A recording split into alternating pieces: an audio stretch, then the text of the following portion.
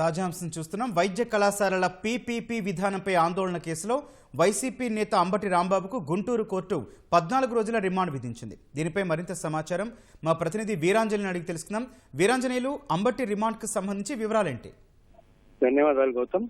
వైకాపా నేత అంబటి రాంబాబుకు గుంటూరులోని special judicial magistrate 14 రోజుల రిమాండ్ విధించింది.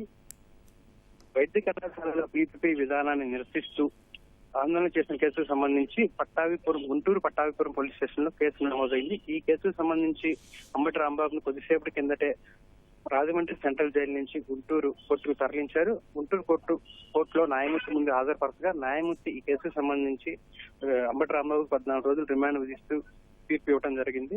అయితే పీపీపీ విధానంలో కూటమి ప్రభుత్వం వైద్య కళాశాలను అభివృద్ధి చేయటాన్ని తప్పుపడుతూ నిరసిస్తూ దానికి వ్యతిరేకంగా గత ఏడాది నవంబర్ ఆ సమయంలో పెద్ద ఎత్తున వైకాపా నేతలు ఆందోళన చేశారు. ఈ నేపథ్యంలోనే అంబటి రాంబాబు ఆధ్వర్యంలో గుంటూరులో పెద్ద ఎత్తున నిరసన ఆందోళన చేపట్టారు. ఈ క్రమంలోనే అంబటి రాంబాబు పోలీసులు ఏదైతే ఈ నిరసన కార్యక్రమాన్ని అడ్డుకున్న పోలీసుల మీద దురుసుగా ప్రవర్తించడం, వారి విధులకు ఆటంకం కలిగించడం జరిగింది.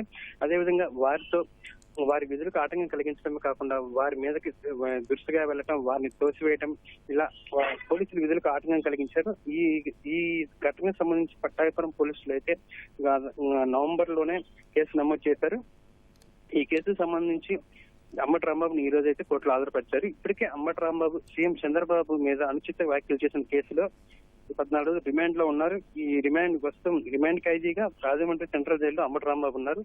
అయితే ఈ రోజు పీటీ వారెంట్ మీద పట్టాభిపురం పోలీసులు ఈ గుంటూరులోని కోర్టుకు తీసుకొచ్చిన నేపథ్యంలో ఇక్కడ న్యాయమూర్తి అయితే విచారణ చేపట్టి అంబటి రాంబాబు 14 రోజులు రిమాండ్ విధించారు. అయితే ఇప్పటికే రిమాండ్ ఖైదీగా ఉన్న అంబటి రాంబాబును తిరిగి రాజమండ్రి సెంట్రల్ జైలుకి తరలించేందుకు పోలీసులు అయితే సమాయత్తమవుతున్నారు. గతంలో కూడా అనేక కేసులు అంబటి రాంబాబు మీద నమోదై ఉన్నాయి. గతంలో మాజీ సీఎం జగన్ పల్నాడు జిల్లా పర్యటించిన నేపథ్యంలో కూడా అటు పోలీసుల మీద దురుసుగా ప్రవర్తించాడు. ఆ తర్వాత పలు సందర్భాల్లో వైకాపా పిలుపునిచ్చిన అనేక ఆందోళన నిరసన కార్యక్రమంలో కూడా అంబటి రాంబాబు ఇలాగే పోలీసులతో వాగ్వాదాన్ని దిగటం, వారి మీదకి దురుసుగా ప్రవర్తించడం, వారి విధులకు ఆటంకం కలిగించడం అయితే తరచుగా చేస్తూ వస్తున్నారు. దీనినే పోలీసులు అయితే ఈ రోజు న్యాయమూర్తి దృష్టికి తీసుకెళ్లారు.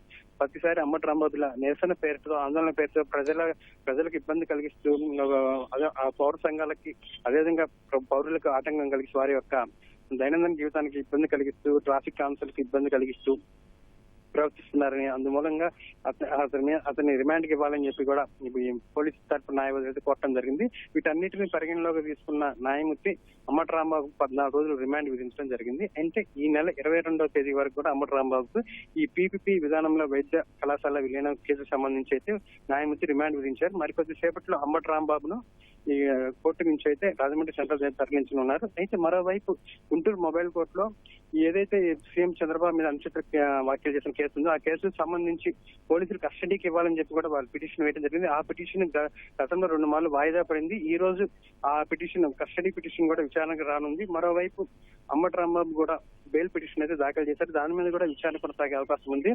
ఒకవైపు కోర్టులో ఈ రెండు కూడా మరికొద్ది సేపట్లో విచారణ రానున్నాయి.